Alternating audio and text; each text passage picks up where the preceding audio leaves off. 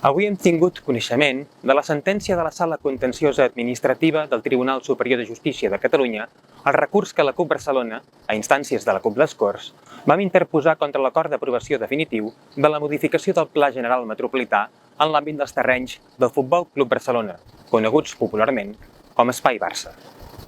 En primer lloc, volem enviar una abraçada immensa a les veïnes de les Corts. El catàleg de greuges sofert durant aquests 7 anys a l'ombra d'acords tancats als despatxos de la Generalitat i l'Ajuntament de Barcelona per fer d'aquest projecte un espai excloent, especulatiu i alineat amb un model caduc i insostenible de Barcelona, avui troba amb aquesta sentència el seu colofó. En segon lloc, volem traslladar 2 missatges. El primer, a l'Ajuntament de Barcelona, per insistir que la resolució no eximeix la institució de la seva responsabilitat política per plegar-se als interessos especulatius de l'anterior directiva del Futbol Club Barcelona. El segon, el senyor Joan Laporta i la seva directiva, per demanar-los que posin el comptador d'aquest projecte a 0, per fer-lo viable, respectuós i sostenible amb el seu entorn. En tercer lloc, volem compartir el rebuig i indignació que sentim amb aquesta decisió. Sempre hem defensat que no era qüestió de justícia, sinó de posar la vida al centre.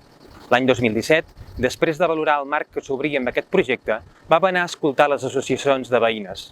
De seguida ens van convèncer que calia denunciar la situació. Ara bé, sabíem que la via judicial també té les seves clavegueres. Per això, a la CUP anem a l'arrel i treballem per millorar el nostre programa polític.